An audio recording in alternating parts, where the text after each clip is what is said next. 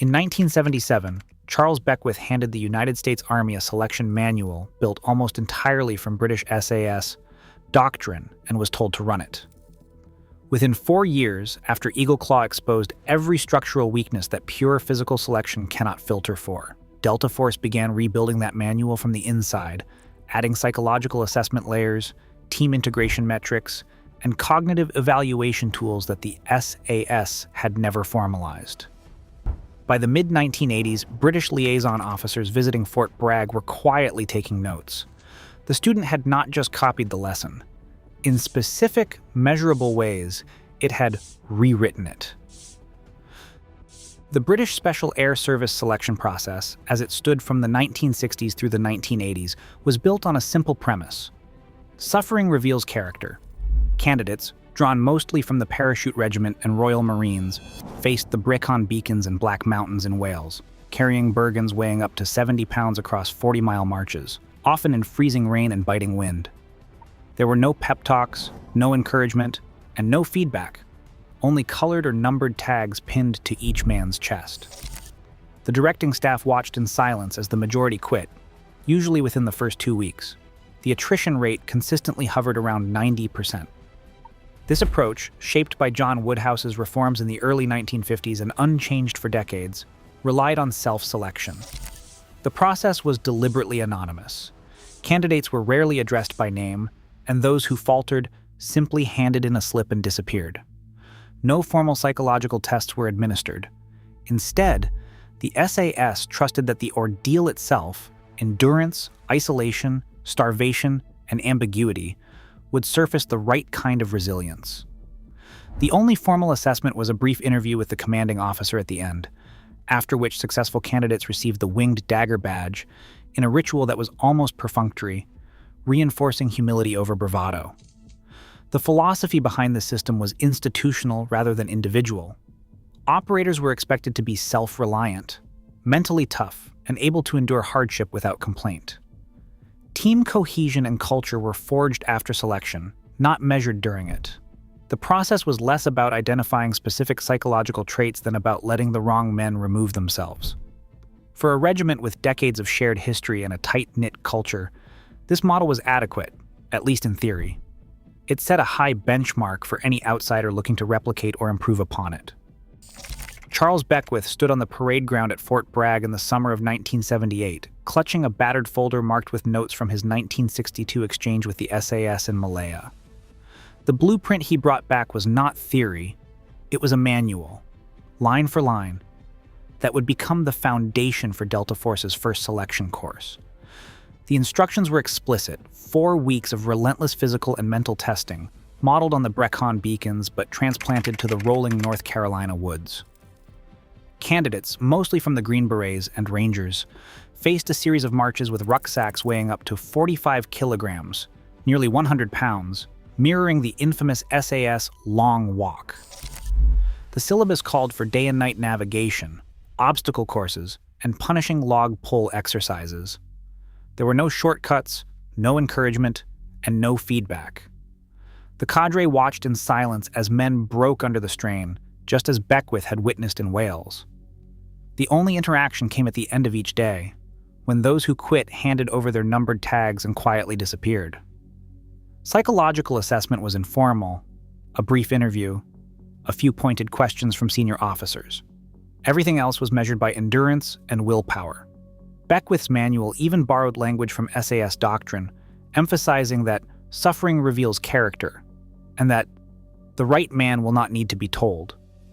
The result was a process that produced a handful of survivors from each class, men physically and mentally hardened but untested as a team. This direct transplantation established Delta's baseline, a near-carbon copy of the SAS approach, designed for a new American unit that lacked the regimental culture and inherited traditions of its British counterpart.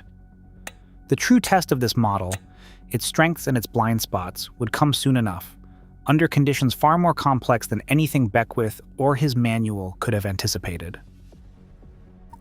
April 24, 1980, in the Iranian desert, Operation Eagle Claw collapsed under conditions no training syllabus had prepared for. 8 American servicemen died when a sandstorm, Visibility dropping below 100 meters forced a catastrophic collision between a helicopter and a transport aircraft at the Desert One staging site. The mission's failure went far beyond mechanical breakdown. The Holloway Commission, led by Admiral James Holloway, delivered its findings just 4 months later. Its language was clinical, but the implications were damning. Operator proficiency was high, but the mission's complexity demanded team-level adaptability beyond individual skills. The report dissected the mission's unraveling.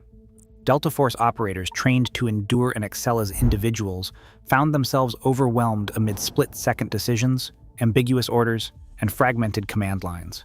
The sandstorm was only one variable.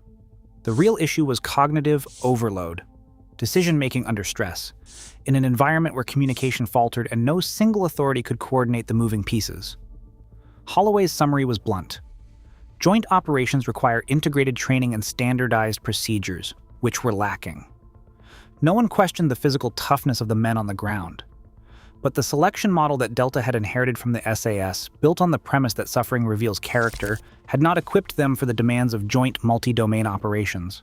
There was no mechanism to measure how candidates would perform when exhaustion, uncertainty, and information chaos converged.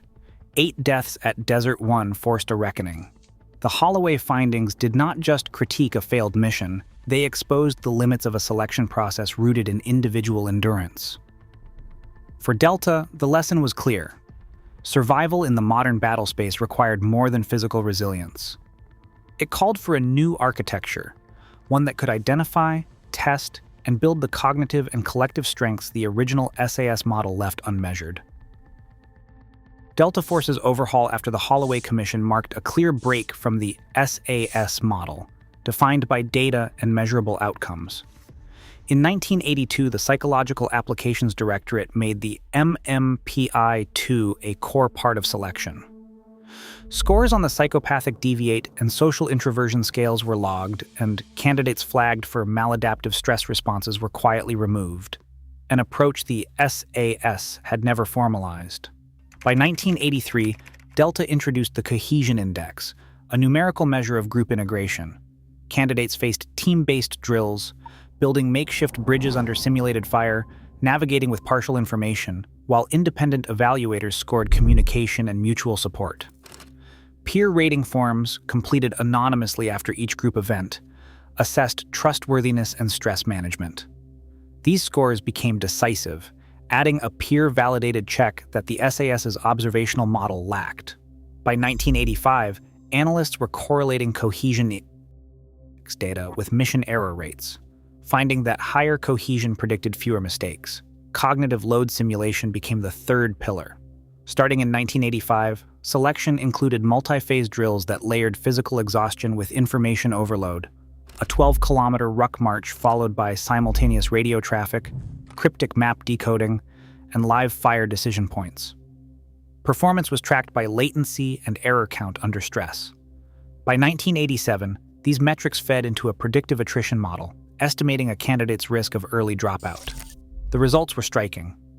Retention rates in the selection pipeline rose from 42% to 68%, while mission error rates dropped by nearly a third.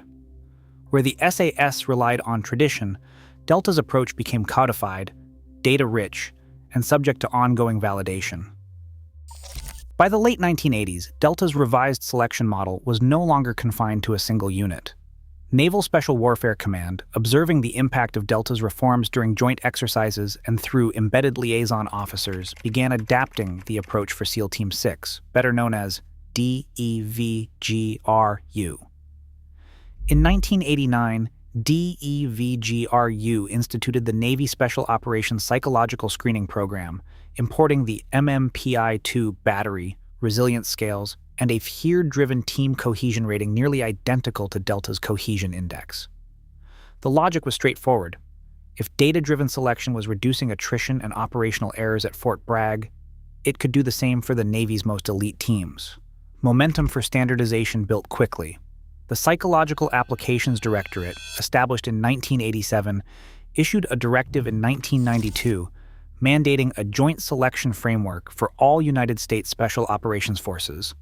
This framework codified psychometric testing, team integration metrics, and cognitive load scenario drills as baseline requirements.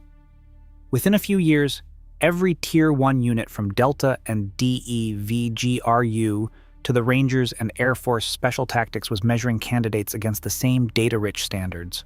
The Delta model, once a radical departure, had become the operational norm across United States special operations.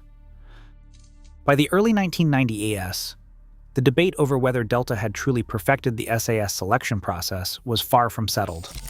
A classified SAS training advisory from 1990 acknowledged the introduction of short-form psychometric screening and internal data analytics, but stopped short of adopting Delta's formal cohesion index or cognitive load metrics. In a 2012 interview with The Spectator, SAS veteran Andy McNabb argued that no test or questionnaire can tell you if a bloke will keep his head when it counts. You see that in the hills, not on a form. Yet, a 2018 RAND study comparing US and British special operations pipelines found that Delta's evidence-based reforms correlated with higher first-tour retention and lower mission error rates, even after controlling for differences in equipment and logistics. The pattern echoes earlier military history. German Blitzkrieg doctrine, rooted in British interwar theory, only reached its full potential when formalized and measured by the Wehrmacht. Similarly, Japanese carrier aviation in 1941 built on US innovations but refined them into a decisive operational edge. If Delta's selection architecture represents an American version of this phenomenon, the question remains, is it a perfected model or simply a context-driven adaptation that owes as much to necessity as to inspiration? Delta's fusion of SAS endurance with systematic psychological and team-based assessment, documented after Eagle Claw and cited by sources from the Holloway Report to Blaber and Naylor, redefined what special operations selection could measure. Today, that evolution shapes Tier 1 units worldwide. The debate isn't settled. The influence endures. Share your take below.